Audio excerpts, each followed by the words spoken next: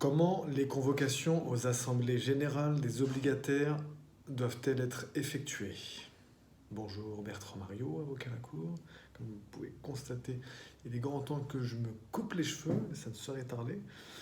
Mais bon, il n'y avait pas trop de place tout de suite chez les coiffeurs, donc le coiffeur où je vais, donc voilà.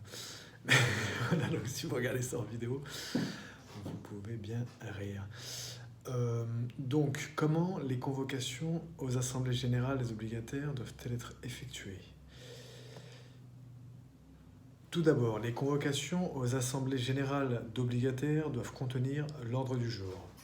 Elles doivent ensuite faire l'objet d'une annonce déposée au registre du commerce et des sociétés.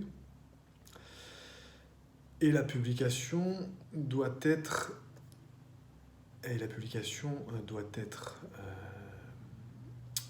faite dans les 15 jours au moins avant l'Assemblée, au recueil électronique des sociétés et associations et dans un journal publié au Grand-Duché de Luxembourg. Enfin, comme évoqué tout au long de la présente mini-série sur les convocations aux assemblées d'obligataires, ce qui est dit ici vaut bien entendu aussi pour les assemblées générales d'actionnaires. Et à cet égard, je vous invite à vous reporter à l'article 470-11 de la loi du 10 août 1915 sur les sociétés commerciales, qu'on va renommer comme on en a l'habitude, en entier. Vous allez finir par apprendre par cœur certains articles, un peu comme moi, c'est très bien. Donc, article 470-11 de la loi de 1915. Les convocations sont faites dans les formes et délais prescrits par les articles 450-8 et 450-9. Les convocations sont faites dans les formes et délais prescrits par les articles 450-8 et 450-9. Et on parle bien sûr des convocations aux assemblées d'obligataires, car c'est la partie sur la loi 1915 qui concerne ceci.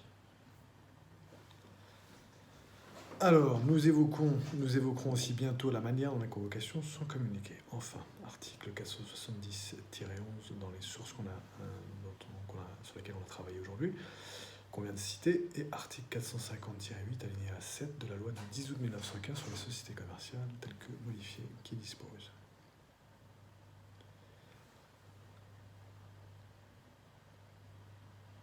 Alors, 7, 1, 2, 3, 4, 5, 6 et 7. Donc, les convocations pour toute assemblée générale contiennent l'ordre du jour et sont faites par des annonces déposées auprès du registre de commerce et des sociétés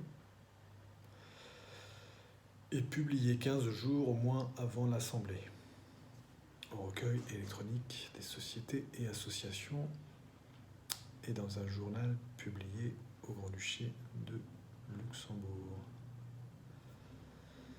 Voilà pour l'article 450-8 alinéa 7 de la loi du 10 août 1915, qui est très important pour notre exposé de ce jour. Et la mini-série en question dont on parle aujourd'hui, et donc elle commence à notre exposé numéro 150, qui peut convoquer l'Assemblée générale des obligataires.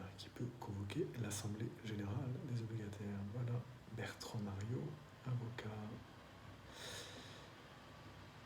Si vous avez aimé cette vidéo, malgré la coupe de cheveux, vous pouvez cliquer sur le like et vous abonner à la chaîne YouTube Bertrand Mariot, avocat. Vous pouvez également mettre 5 étoiles dans Apple Podcast, le podcast du droit et de l'impact. Merci beaucoup. Alors, l'exposé de ce jour se dénommait « Comment les convocations aux assemblées générales des obligataires doivent-elles être effectuées ?» Voilà. Bertrand Mariot, avocat à la Cour, à très bientôt.